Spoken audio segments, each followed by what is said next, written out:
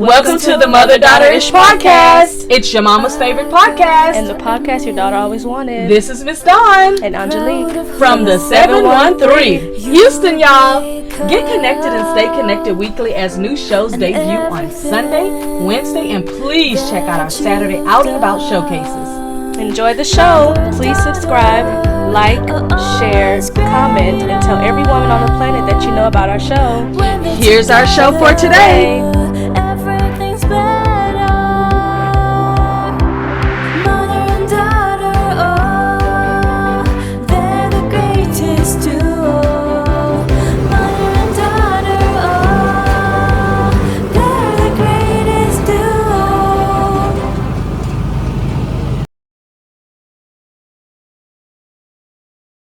Today I have Safia Sattaur, and I am so excited to introduce her to you. She is a business and branding strategist, and guess what? She's also a certified professional and leadership coach, and I am just excited. Thank you so much for being my guest today, Safia. Thank you, Dawn. You know, I want you to... It's a pleasure to be here. Oh, thank you so much. I appreciate it. I want you to give our listeners a little bit of background on you. I can tell you right now the thing that stuck on me about you, which attracted me to want to share you with my listeners, is because you have a lot to do with building value and strength. And I really like that because as a coach myself, you know, one thing that we can do to really help our clients is to help them to build that strength and recognizing the value in themselves. So if you could please just explain to the listeners, you know, a little bit about your background, where you're from, how you got into being an entrepreneur, and then we'll just take it from there. Okay, so I always say I think I've been an entrepreneur ever since I was a baby because I grew up in small businesses. My dad always had a business, very successful businessman, and so I kind of grew up behind the cash registers and helping out with the customers. So entrepreneurship runs in my blood. Okay. I'm actually originally from California, and I moved out to New York after I got married, and I was working in the corporate world for a little while. And I just have to apologize to your viewers. I am a little bit sick, so you're getting my raspy voice today. But anyway, back to my story. So I moved out to New York after I got married, and after I had my first child, I knew that going back to that was not what was within my value system. I knew that being a mother, being present, and being there for my son, who is now 8, was my number one priority, the most important job. So after having him, I left the corporate world, and I started my own freelance company, and I did freelance writing for quite a while because I have, among other things, I've got a journalism background as well. And then I had my second, I've lost track of them now. I understand. I know. They always get mad at me. They're like, Mom, you're confusing my name. Yep, I do the same thing. I've got 4, so I get it. I know. So then after my second, I actually, through mutual connections, when I did my freelance writing, I met with a ton of business owners, and that was sort of like my niche, if you will, just in the business world and, networking with local business owners and the movings and the happenings of the local communities. And so, I'm sure many coaches say this. We've been coaching even though we didn't realize we're coaching, right? You are so right, because we call it consulting, and when you realize it, you're really coaching. Exactly. Consulting or giving advice or therapy or whatever it is. Yes. But you're helping. You're helping people move and get out of their stuckness or see solutions, that they hadn't seen previously. Absolutely. So I'd actually did a story on a coach herself while I was doing my writing. And then after having my daughter, I realized I wanted more. Like, I love my children, but I needed more in my life. And being just a mom and a freelance writer with my own, having the business, it just wasn't fulfilling me all the way. And I'm a huge believer, especially for women, that we have to be fulfilled. We cannot give from an empty cup. Right. So I actually met with her, and she was the first one that kind of introduced me to this whole coaching thing. And it was like the rest is history. I took it on. I got my certification. Right. After going through the program, actually, I graduated from one of the leading industries in the coaching world, and right after getting my certification, they actually called me and hired me back within a month to come back and train incoming coaches because I guess they were observing something I was doing while I was attending the live trainings and modules, and according to them, they're like, you bubbled up, and we need you to come back and teach incoming coaches. Wonderful. So I did that, and I absolutely loved that because it took me from now the student into the teacher mode, and I absolutely love that. And I started my business right off of getting certified and going back and training and all that good stuff. And that's what kind of led me to where I'm at right now, which is business coaching. So, wow, that's fantastic. I don't know. That's pretty much where I'm at right now. So what is one thing that you do that helps people to actually build their value and to recognize their strength? So, like, what's the one thing that you can always lean on and know that that's going to hit the target?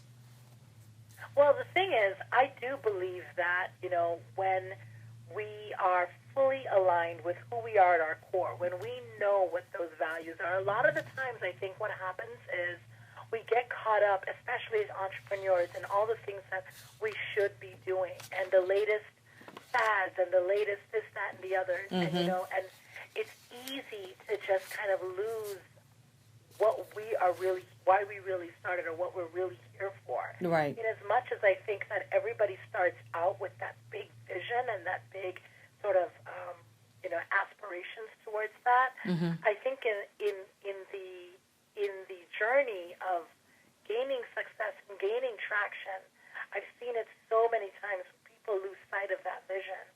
And I think even in life, because I did quite a bit of life coaching as well, I think even in life, as life happens, as marriage and jobs and kids and whatever, we sometimes tend to, it's always there, I believe it's there, but sometimes it gets lost. And so one of my strengths as a coach is helping my clients reconnect to that value, sort of reactivate that value, reactivate what it is that with their big why, their big mission in their life, and help them to align that with their business. Because that's when we experience that funk, that's when we get into that space of it's just not fulfilling and you just feel disconnected. And when you're disconnected from your business, right, you better believe your audience and your market and your clients are disconnected from you. You are so right.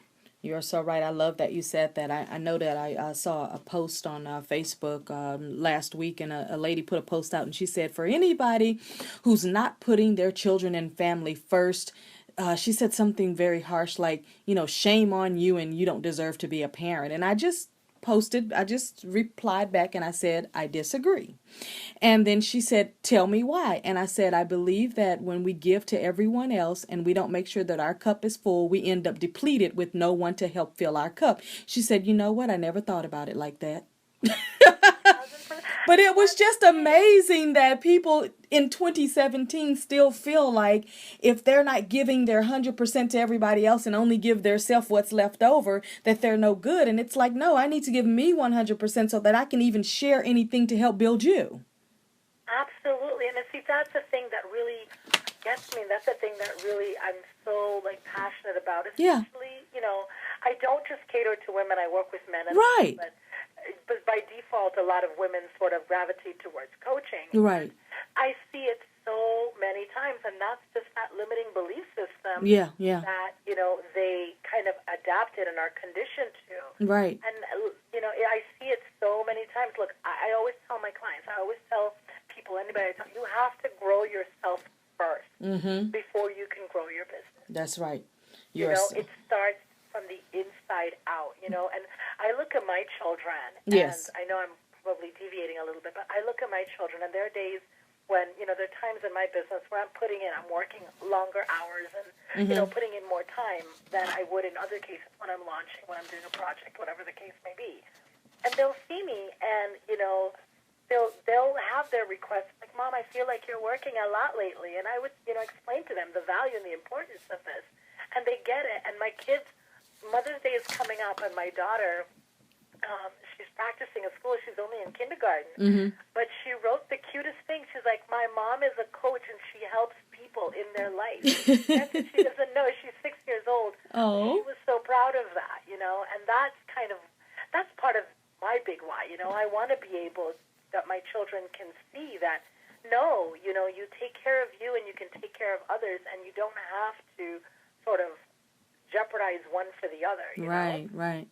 So how has it changed your life being an entrepreneur? Because I know you mentioned that you worked in other companies and things like that. But what has changed about you, do you think, being an entrepreneur? Because being an entrepreneur takes you through so many amazing twists and turns and amazement. What has it done for you? Oh, my God. Great question. I feel like I've learned so much about myself. Yes. And about definitely business, obviously, but also about people, right? I think one of the biggest things that I am such an advocate for is building your business based on your unique strengths. Yes. And honing in on the things that you are literally, like the things that you're good at. Yeah. Don't worry, do what everybody else says you should do. Do the things that you're good at. Right. Capitalize on that and monetize that. And so throughout this process, I've learned the things that I thought I was good at, but I'm really not that great at. And I've learned the things that I need to assign, to delegate, and I've learned what my weaknesses and my strengths are. And the things that I thought I was good at, I've definitely been able to sort of, just by having to do it day in and day out, and having to sort of put that to the test, strengthen those areas of my life, both personally and professionally. It's taught me a lot about perseverance. It's taught me a lot about how to sort of give myself permission to be okay when things are not always going the way I think it should be. That's right. Both at home and in my business. Right. And it's also built my confidence a lot in just what my capabilities are. I mean, my business is growing, and my business has tripled this year in 2017 than what it was in 2016. And at the beginning of 2016, I would have never known that I was capable of doing all the things that I did.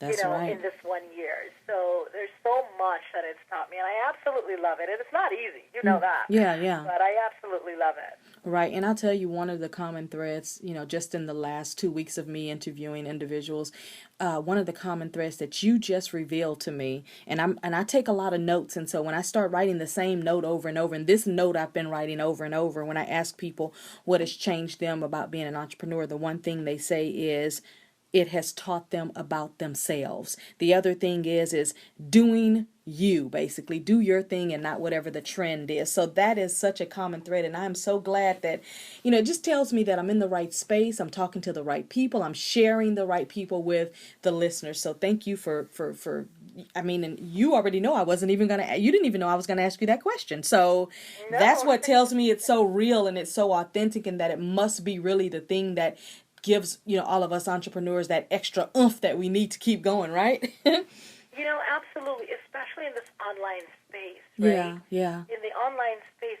it's just oversaturated, especially in the coaching industry. Oh my gosh, yeah. And yeah, absolutely. And I can't even tell you how many conversations I've had, how many people I've spoken to, how many sort of just people that I've just connected with. Right. That are not sort of feeling that connection and not seeing that traction, or struggling. And when we sit and we actually kind of look at the strategies and look at the things that they have been putting in place, things that they've been trying to do, it's like they're throwing spaghetti on the wall and it's not sticking because you're doing something that doesn't align with you. Right. You're trying to do something that just doesn't fit your values or your strengths, like I said. And it doesn't even match who your target audience is. So why are you doing it? Oh, because that's what the gurus are doing, or that's what everybody's doing. So. Wow, that's really awesome. Now, let's talk a little bit about your unique coaching style. Is there any information you'd like to share with our listeners about kind of how you do your coaching style? Because I've noticed that every coach has their own little special blend. It's kind of like, my family's from Louisiana, so it's almost like a gumbo. It's like a unique blend of how you make yours work. So let's talk a little bit about your unique coaching style. Well, I am such a big proponent of coaching, like pure, authentic coaching. So it's interesting that you asked this question, because just recently, I think it was last week, there was, and I'm actually going to do a post about this or a live stream or something about this, but just last week I was in a couple of different groups, and there is so much dialogue and conversation and debate around coaching and the sort of negative flack and that coaches and the coaching industry is kind of getting, because I feel like there's a lot of people out there that are putting on the label as a coach, and they're not really living that, right? They're kind of stripping the integrity of what true coaching really is. So that's one of the conversations and the dialogue I'm hearing a lot. And the second thing is a lot of people are, especially when it comes to the business niche, that are sort of like the conversation that's going on is that business coaches are not really effective to help you really get your ROI or move your business forward. And I had to put my 2 cents in.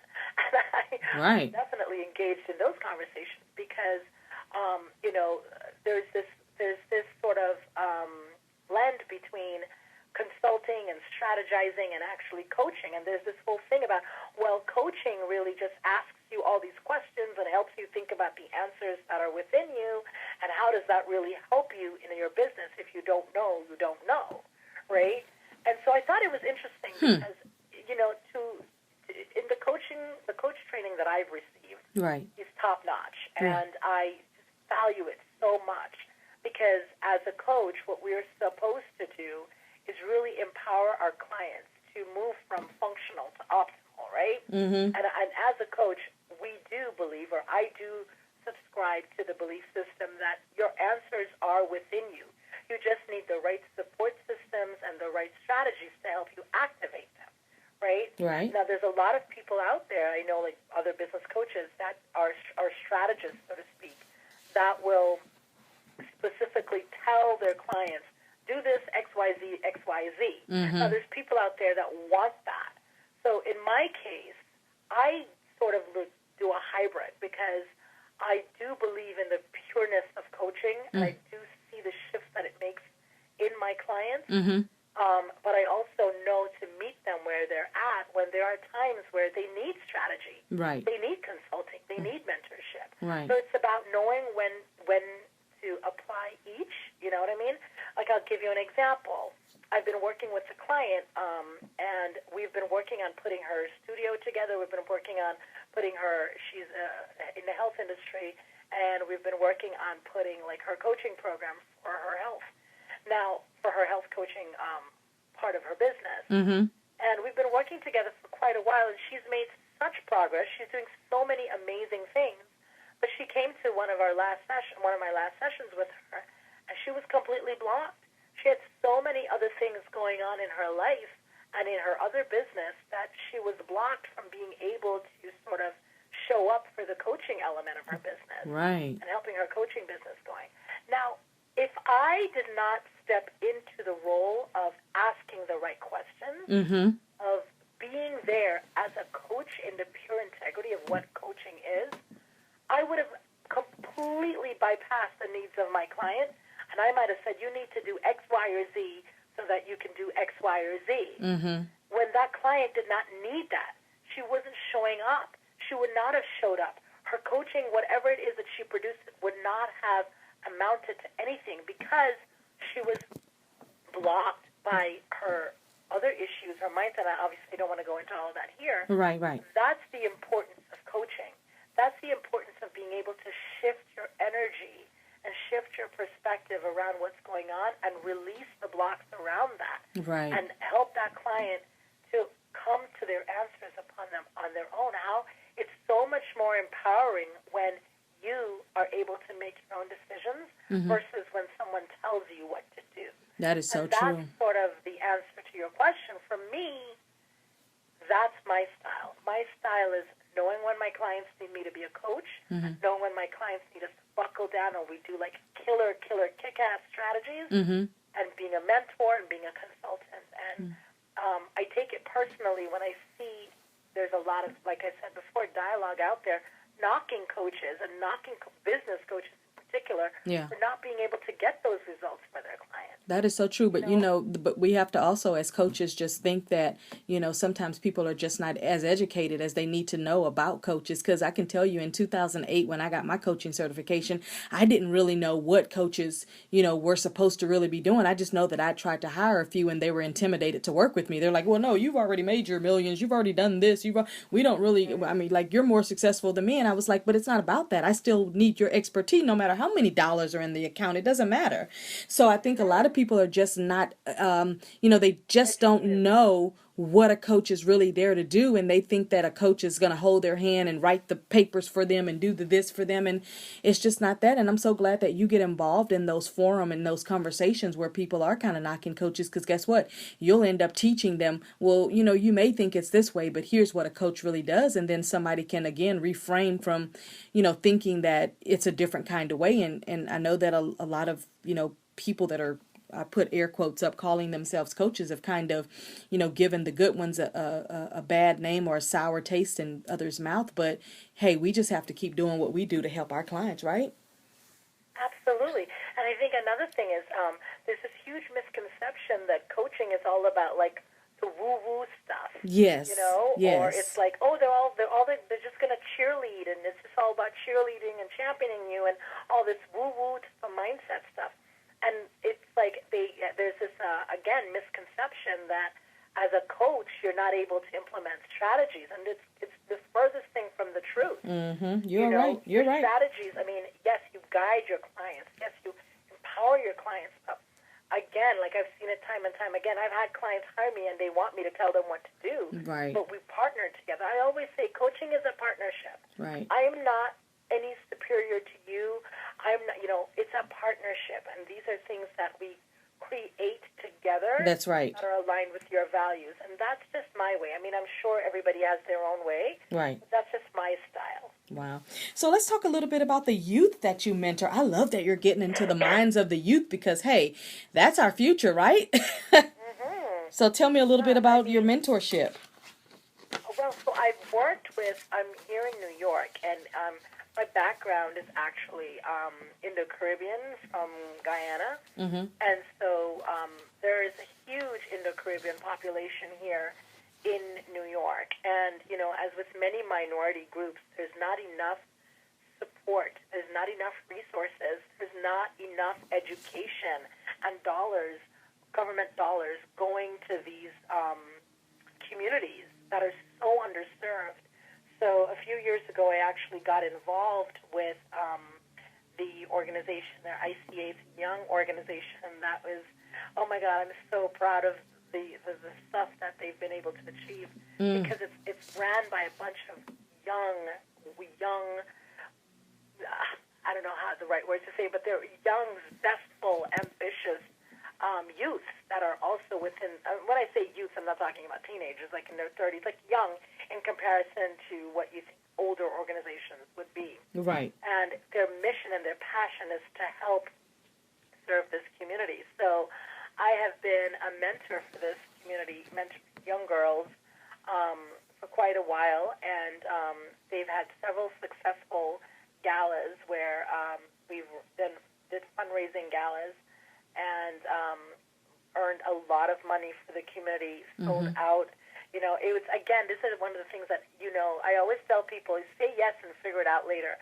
Right. I won that, they're like, since I got involved with the mentorship and we wanted to host the very first gala, they're like, I want to have you on board. I'm like, okay, I've never done this before, but hey, let's figure it out as we go. Right. And it's amazing the amount of community you build, the amount of things that you learn in the process. I mean, here I am, co-chairing a gala with 400 people, completely sold out, earning, and it was amazing. And I've done that like 3 years in a row, and that was such a great experience for me. But since then, I've kind of stepped back a little bit from that. But I'm still very heavily involved with the community. Wow, that's amazing. So what is it that you are most passionate about when it comes to business and working with your clients? Like, what's that thing that just your sweet spot? Oh, my gosh. My sweet spot, I think, and I think this is sort of where I'm really super niching myself, is really helping my clients create, like, I don't want to sound judgmental, but helping my clients really create transformational offers. Mm-hmm. I think that there is a lot, and we touched on this before, there is a lot of people out there that are busy trying to do everything they should be doing. Mm-hmm. Everybody's trying to run a Facebook ad or do webinars or build funnels and this, that, and the other. And the truth is, the offer, sucks.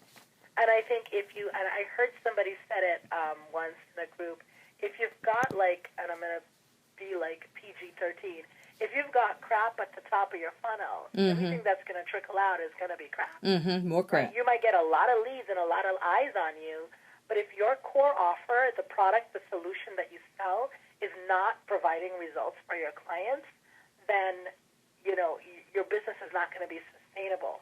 So my passion, the thing that I am most excited about, is really helping my clients design, develop, and deliver transformational offers and products for their ideal market. A lot of people don't even know what their ideal market is. So it starts with that, right? Right. And then really getting to this core, understanding the core desires of their market in order to build the right solutions for them. Wow. So one of the things that I'm so passionate about is helping my clients develop their signature programs, develop their retreats, their workshops. That's my sweet spot. That's the stuff that I absolutely love. I like to host parties, right? And I love having people enjoy the experience of being at a dinner party or whatever. And I was talking to somebody once, and I also like doing interior design and stuff like that. Mm-hmm. I was talking to someone once, and she's like, well, you're kind of like an interior designer, hostess, when you try to help your clients with these things, because essentially it's creating a valuable customer experience for your client. They go through your programs, whatever they may be in your different tiers, your introductory offer, your signature program, your one-on-one, whatever the case may be. Sorry. And it's having that be a fulfilling customer experience. They walk away with tangible results that actually provides transformations for them. Absolutely. I can't tell you how many courses I've bought or people that I've spoken to, and you spend thousands of dollars, and at the end of it, it's like, well, I didn't really learn much here. Right. But I already invested a lot of money in it, Right. Now, I know the answer to this next question because being a mom of 4 and running multiple businesses, I know exactly how the answer is going to go. But I want you to tell the listeners, as a mom, you have 3 children, you're running a growing business, and it's growing, at all times, and meeting with clients every week. And, let the listeners know how you're managing that, because there's somebody that's listening that's thinking, well, I'll wait until the kids graduate from school. I'll wait until, my husband is, doing better in his business. Well, I'll wait until after I get my degree. Well, I'll wait until. Let them know how you're getting it all done. Well, let me tell you, Dawn. I had about 2 years ago, I was just in over my head. My business was, it was growing. It wasn't where it was now. But it was at that point of really gaining traction, and that's the exciting time where you just want to put in, you want to see that, you want to see it to the end. And my kids were young. My baby, she's going to be 2 soon. And I was just burnt out. I was burnt out, and I felt they were being completely neglected, and I felt like such a failure as a mom. And it just killed me to be at my computer knowing that, and that feeling of being conflicted, being at your computer, working, and feeling guilty for not being with your kids. And then when you're with your kids, your mind is on the work that you have to do, right? Yep. So it's a tough balance. So I've had to actually be very, very intentional about how I created my business and set certain boundaries in place and really stick to my schedule. I do believe that you can have it all. Yes. But you just can't have it all at once. Yeah, right? and like I tell people, you can have it all, but it's your all. Not everybody else's thought of all, but your all, and that all could come in increments. Absolutely. And one of my number one values is my family. Right. But I also love success. Yes. I'm not going to lie about that. I love business, and I love the success that comes with it. Yes. I'm not one of those people that are going to say, well, like the person who ever commented, I can't have them both, or right. I'm a failure as a mom if I focus on my business. I just don't believe that. Right. I do not believe that. But at the same time, I refuse to make money at the cost of the time that I'm going to spend with my family. Right. So I've really had to create systems. I've put very strategic systems in place. I work on certain days of the week. Like today, Fridays, I don't work. I work at certain times. I've set up sort of like a system for my baby where she's being taken care of while I'm working, so I know that she's safe, she's provided for, and I can focus on my work. I've had to have very mindful cutoff times so that when I'm not working, I can be present with my kids for homework, for dinner, for bath time, for all that good stuff, and then go back to it once they're sleeping. Is it a work in progress? Absolutely. Every day, something doesn't go perfect. Sometimes the kids need this, sometimes, whatever. Right. But it's also about giving yourself permission to be okay, like I said before, with those days that don't go perfectly. That's right. And just knowing that, like you said before, it's not everybody's all. Yeah. You have to do what's authentic to you, what aligns with your values and your lifestyle and your family. And I've tried to be very conscious and very intentional about that. Wow. So tell us what is stuck on you that makes you who you are, makes you do what you do, and makes you just the person that you are and the person that your clients know that you are. What is it in life that's stuck on you? Great question. I think it's about being authentic and showing up authentically in who you are. Ever since I was a teenager, ever since I was a kid, I've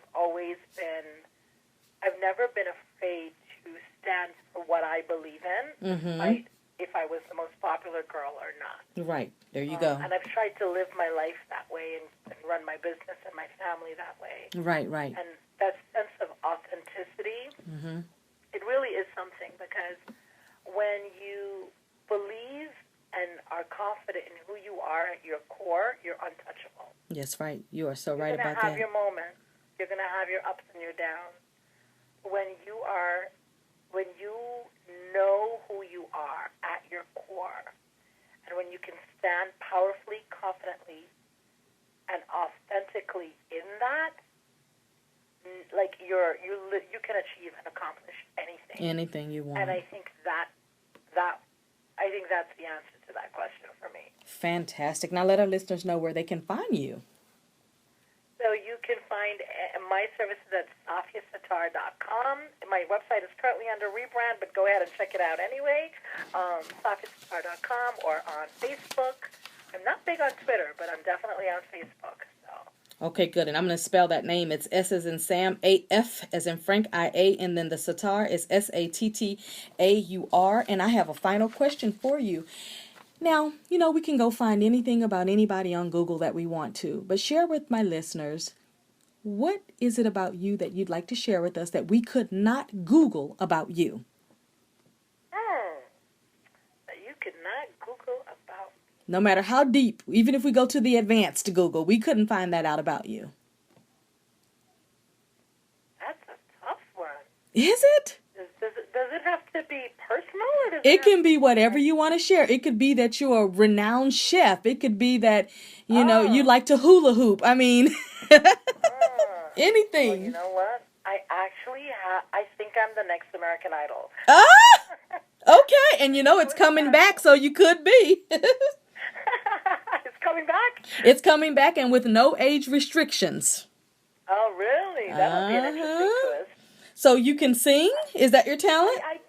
I can sing. I don't do anything professionally. I never have. But I think I have a pretty decent voice. My kids enjoy it. I sing in the shower, in the car all the time. And I love to dance. Although I haven't gotten out there and danced in a long time since I had kids and got life and business. But I love to dance. Love to dance.